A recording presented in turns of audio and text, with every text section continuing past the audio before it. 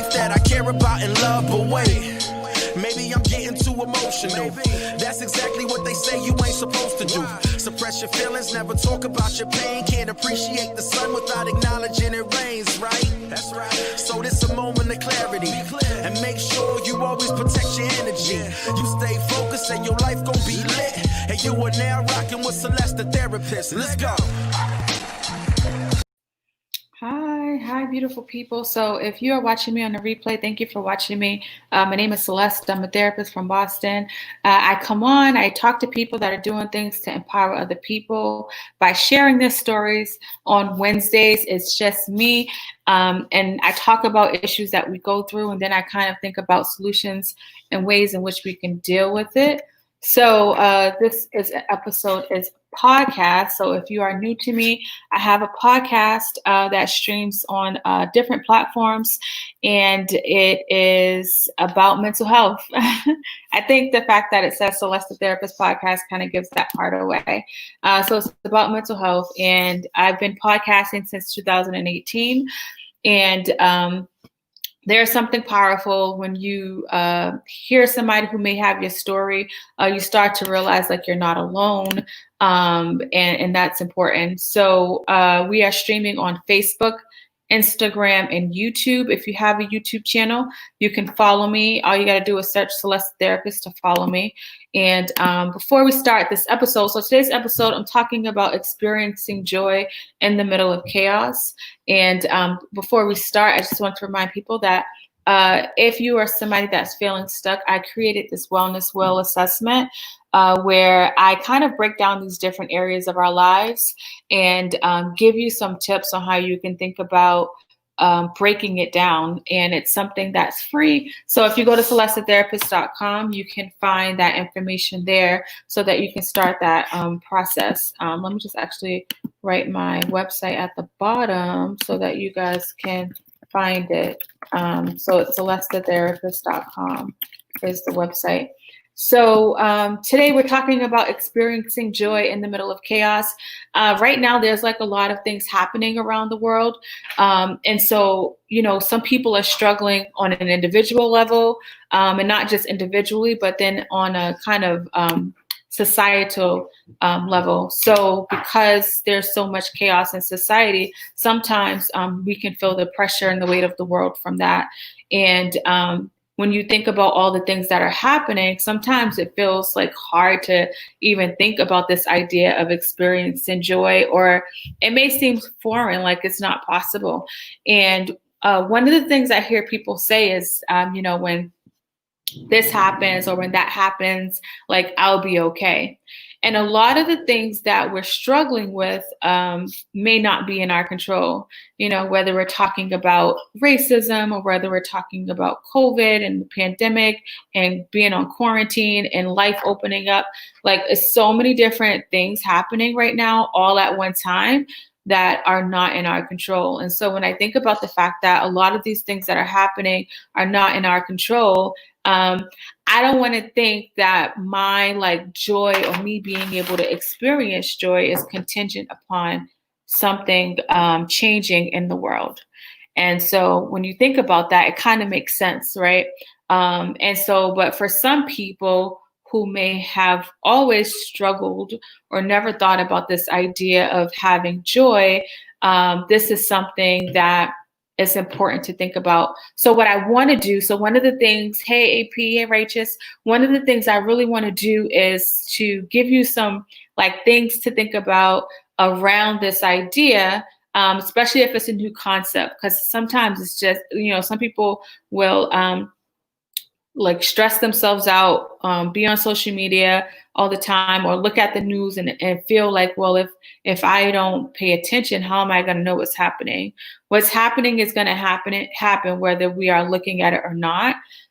Sometimes all we're doing is we're overwhelming our brain, we're overwhelming our system with so much trauma that it can be overbearing. It's only so much that we can take. So it's important for us to have like increments of peace, even though it may not be at baseline, but I believe that we can experience joy throughout our day or throughout the week. So the first thing is important. So if you're somebody that is struggling in this area and you feel like, you know what, Celeste, it's true, I really want to try to experience joy. I don't think I've been able to do that. One of the things that's going to be important to do is release floodgates, a good cry, and acknowledge the pain. When I say release the floodgates, a lot of times we stop ourselves from crying or releasing what we're feeling. Some people think of it as a sign of weakness, and it's just, not a sign of weakness. One of the things that happens with our body is that it keeps the score. So if we're not acknowledging how we are feeling and not able to release it, it's just going to stay inside of us and keep us wound up. And so it's important for us to allow it to flow. It's not a sign of weakness. One thing about being strong is that I think, we're able to be strong when we can recognize the times when we're having a hard time and when we're not, when we're feeling good and when we're not feeling good. Strong doesn't mean you're not going to cry, you're not going to feel vulnerable. No, because you're human. So you may cry, you are going to have vulnerable moments. And that actually allows you to be strong because now you're having agency over your system. You don't have agency over your system if you're ignoring the things that are happening that you're struggling with. There's no way to do that. Hey, Uncle Ant. There's no way to do that, right? When that happens. So that's something that's important to do, is to allow the floodgates to release. Number 2, acknowledge the pain. This is something I always talk about because that's something we don't do. We don't acknowledge the pain. You're human. And there's a lot of freedom in being able to acknowledge the pain. So how can I acknowledge the pain, Celeste? You may be asking. One way is to be able to talk to a trusted person. Obviously, I think therapy is important, or else I wouldn't be doing the job that I do. Therapy is a great tool or a great resource to utilize. Now, I know that can be complicated for some people. Finding a therapist, people reach out all the time. I don't take their insurance, so many different reasons why I can't take certain people. And so, if that's not possible, finding a support group might be helpful. Writing it out might be helpful. And even prayer, if you are somebody that finds yourself to be spiritual, then going back to basics and praying, the act of actually praying and speaking what you're feeling and what you want to see happen out loud, you're actually letting it out. It's not just staying in your system. Staying in your system, it just gets all complicated and cloudy. And that's not something we want to do. So trying to figure out, how can I let it out? That's going to be important. The next thing I want you to do is try to connect back to your life. Try to connect back to self. And how can you connect back to life or to self, you may ask? Start looking at the things that you have control over. Again, as we started this podcast out, there are so many different things that we don't have control over. We just don't.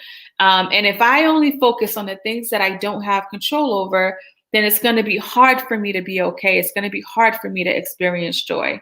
AP says, yes, spent my day praying. Yes, that's a really good tool to utilize. And some people who may feel well, what's that going to do? You're allowing it out of your system. I can't express that enough, is to get it out. And so many times we experience pain and trauma and we allow it to sit in our system. And I'm telling you now, it's going to manifest in different ways. There are different ways that pain can manifest. Remember, this is things that happen, that you experience, that you see, that you're dealing with, that is not tangible or concrete. And so if you were to cut your hand, you are going to take space to actually put a bandage on your finger because it's cut. But you can see it, it's very tangible. And the blood that's spilling is something that's going to be spilling everywhere. So it's going to be easier for you to really take action on that. And so one of the things that's going to be huge for us is to really pay attention to our body and our body's response, and being able to let the pain out there's different ways to do that. Because if we don't do that, we're just going to be spilling over different things. And the way that looks is for you is different than what it looks like for me. And so really understanding that. So trying to connect with your life, looking at what you have control over is important. The next thing I want you to do is make sure you're breathing. Somebody may think like, but Celeste, obviously we're breathing. If we weren't breathing, we wouldn't be here. A lot of times your breaths are not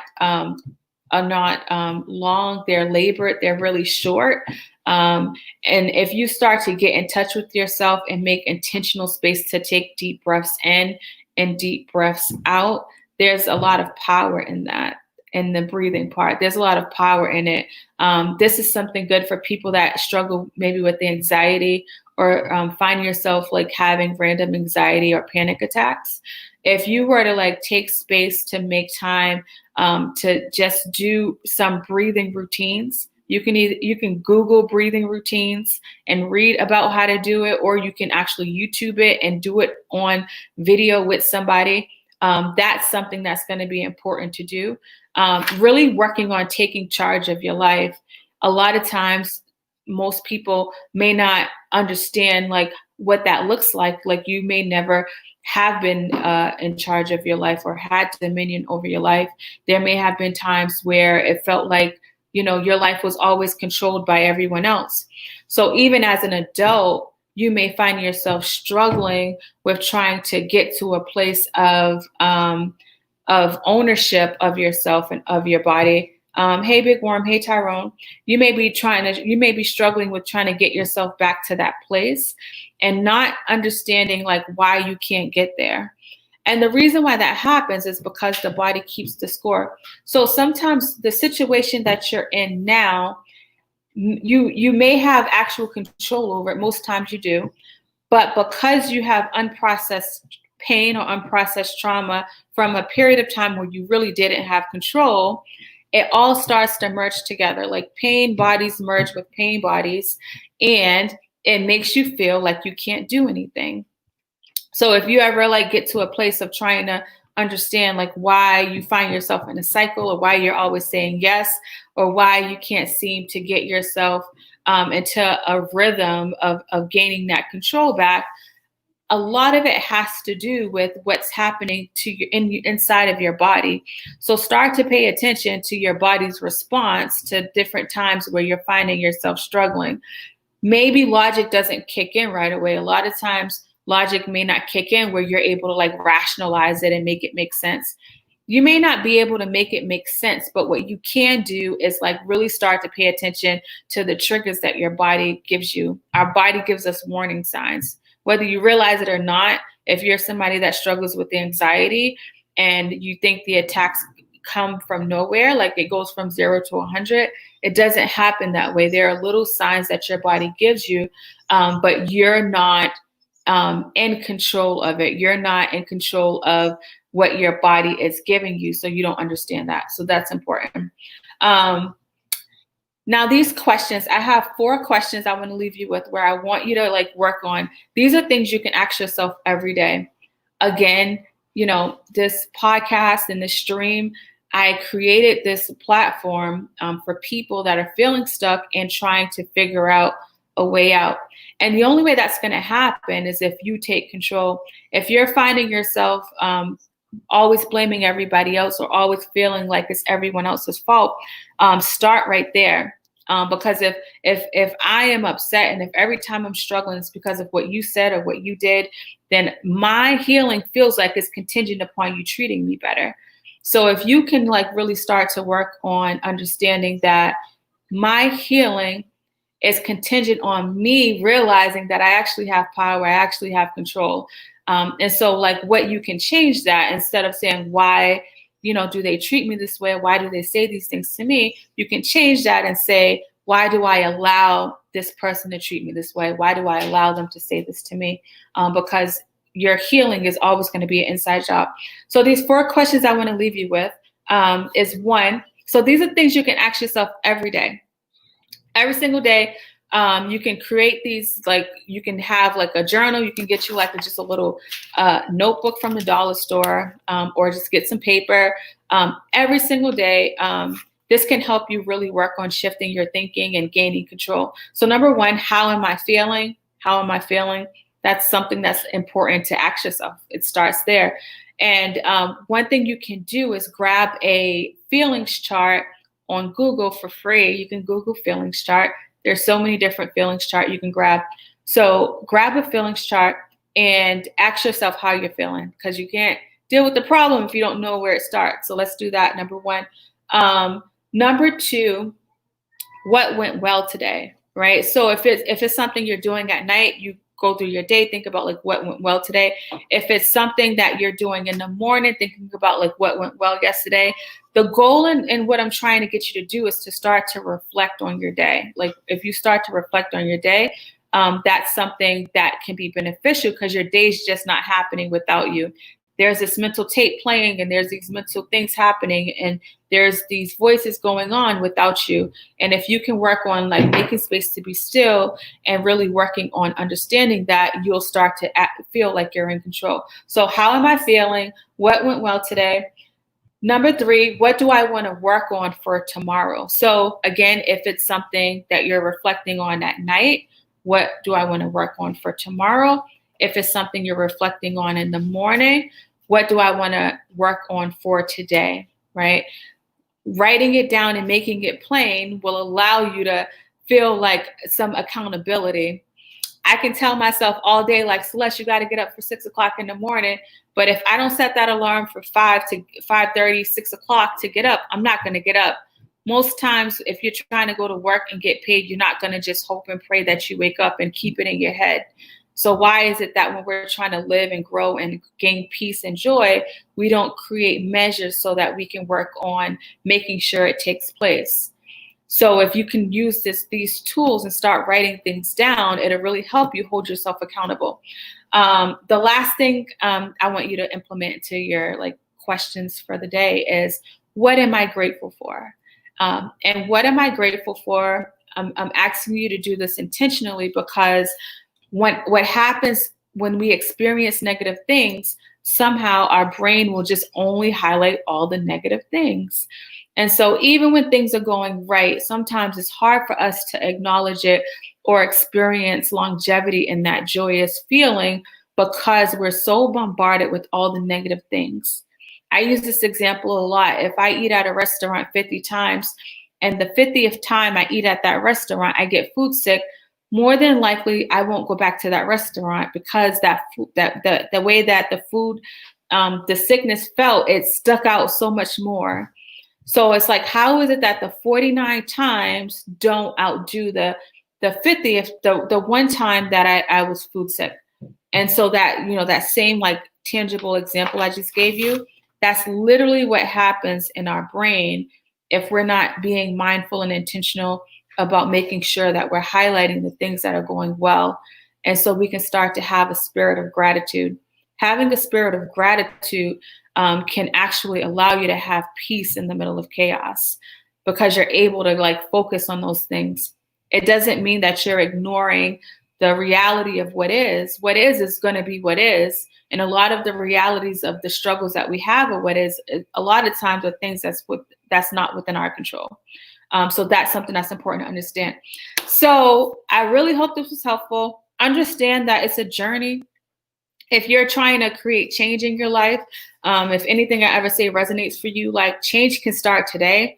It doesn't have to be about a Monday or the first of the month or next month. Like it doesn't have to be about that. It doesn't have to be at the top of the week.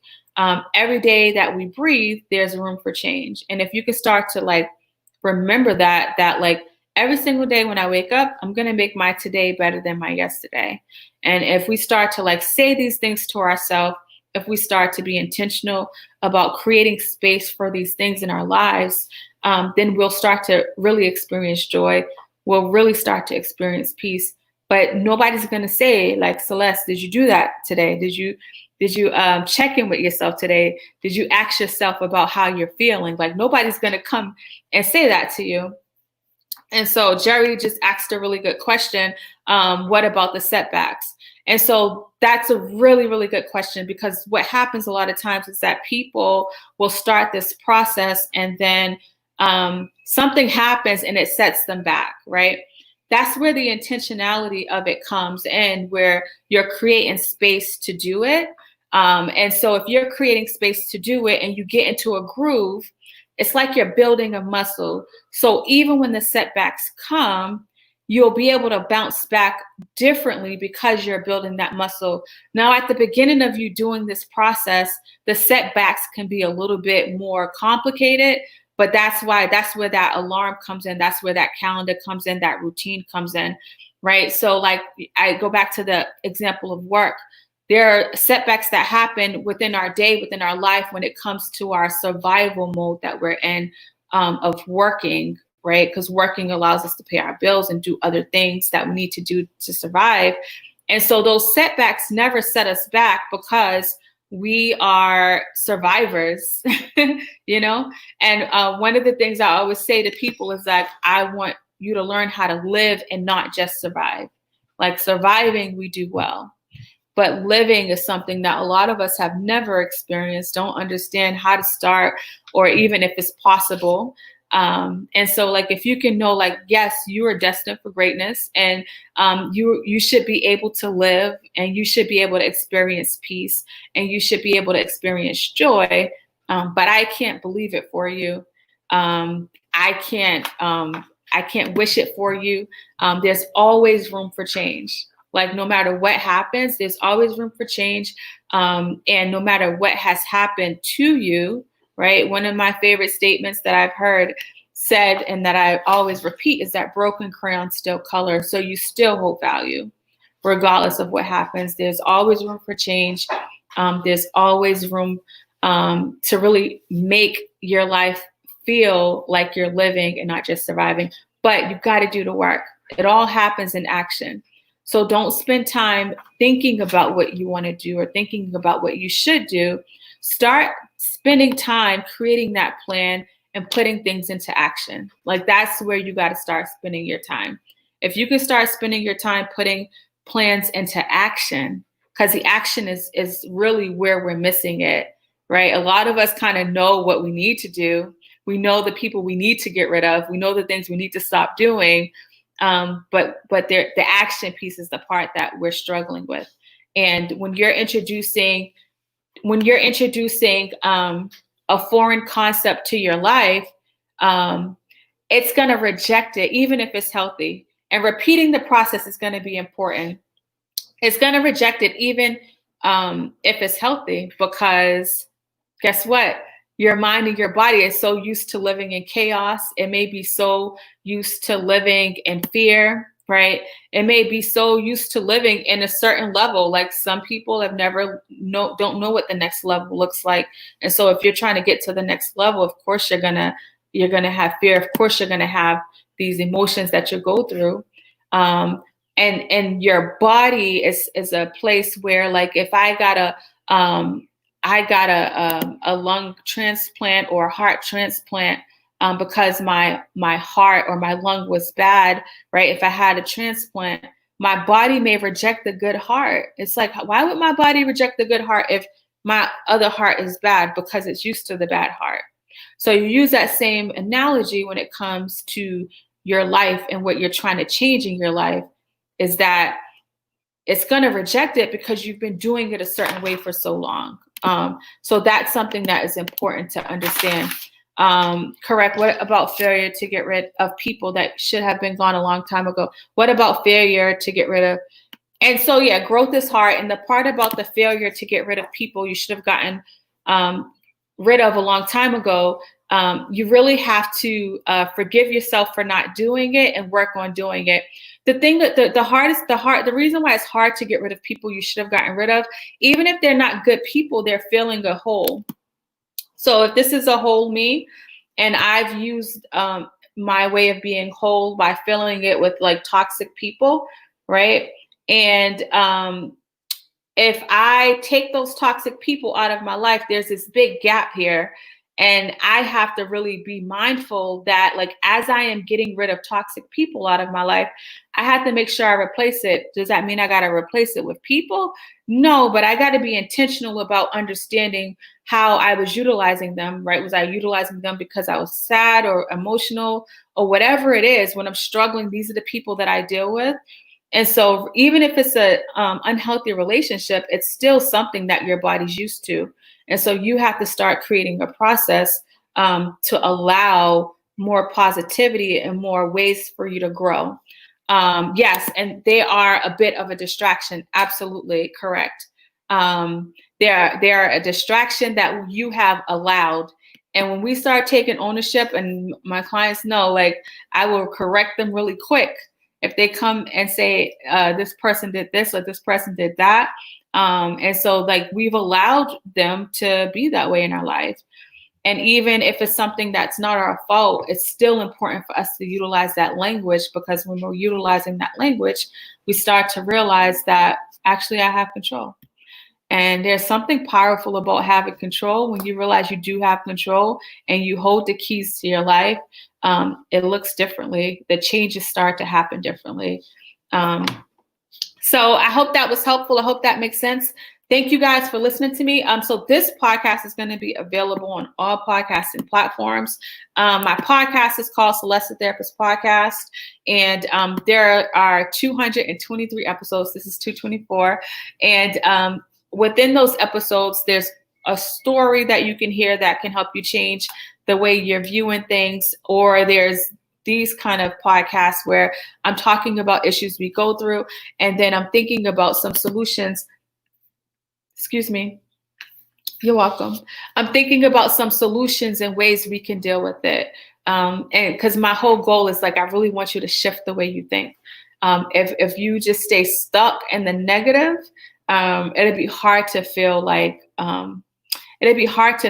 change is possible. And it's too easy to get stuck. It's too easy to get stuck in the negative. In regards to replacements, so there's like this podcast is one, listening to that. There's books, there's walking, there is just moving your body. It's learning something new, coloring, yoga, breathing. And so the things, when I say replacement, it doesn't mean like it doesn't have to be like one thing, but it's like things you're adding to your life so that you can have like a toolbox for when you are struggling. So I don't know if you guys can see this. So, right, let me just see something.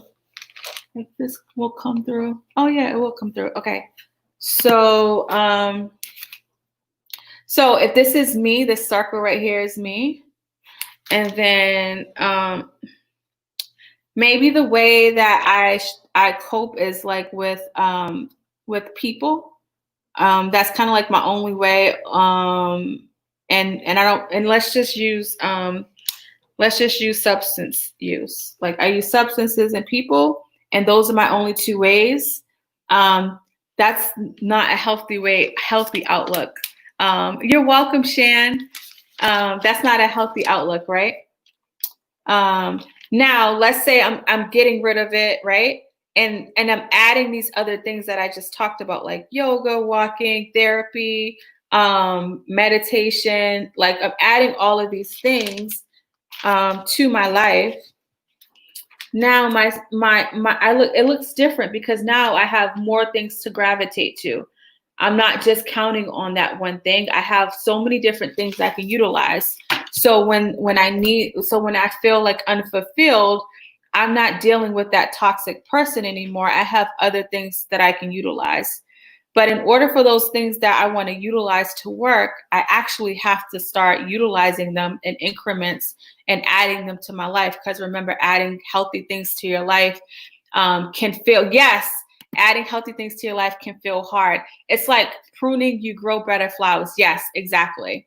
So you're doing it in increments.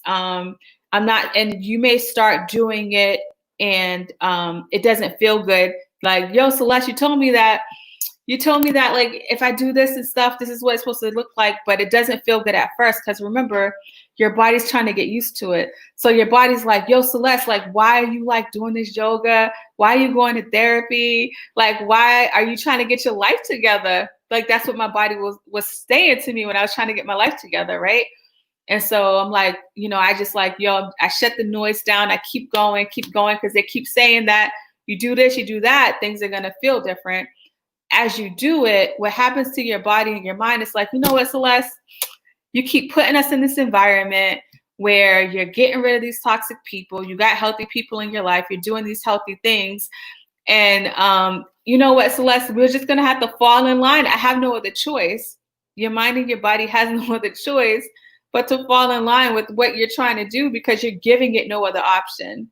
We give it other options when we keep going backwards. And it's just, and it's a battle. Sometimes people are like, yo, it feels like a battle. It's a battle. It's a battle. But if you understand your destiny, if you understand you're destined for greatness, if you understand that you are meant to live and not just survive, then you can keep going. You just have to have faith in yourself. Like, I can't have the faith for you. I believe in you and I believe it can happen, but my faith is not going to carry you along. Your faith is going to carry you along, and you have to believe that it's possible. So it's a battle. It's a real battle. It's a real battle. And affirmations are good for dealing with that battle, and remembering your goal is important. And so if you can write it down, like one of the things, I've been an entrepreneur. I've been on my own for about 5 years, but prior to that, in any office I had, I would have affirmations all around my office. And so I forced myself to look at that. I forced the clients that would come by, they have to see it.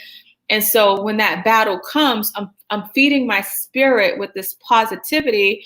And so it's harder for the negative to win, because I'm surrounding myself with all of these things. Even if I don't believe those affirmations to be true, I am creating a system so that my spirit starts to get filled up with these affirmations. And so, like, you know, if you're hungry, you go to the refrigerator and you eat. When your spirit is empty, it's like, what am I doing to feed my spirit? And so if we can work on like reminding ourselves that, like, we got to feed our spirit, it's going to be helpful. It's going to be so helpful. So yes, you got it. Okay, good. All right. So I love you guys. Don't forget, you can check out my podcast. If you're not following me on YouTube, you can follow me on YouTube, Facebook, Instagram, Twitter. I'm literally everywhere. If you want to work on checking out the different areas of your life and figuring out how you can like start to like tackle them, on my website, celestetherapist.com, this free wellness assessment where I just have a 10-minute video and I break down these different areas and give you some ways to think about actually working on the different things that you're struggling with. So if you go to the website, you will be able to find it. Yes, growth it can be very lonely. And I remember that feeling, and now like I have found so much comfort in being alone.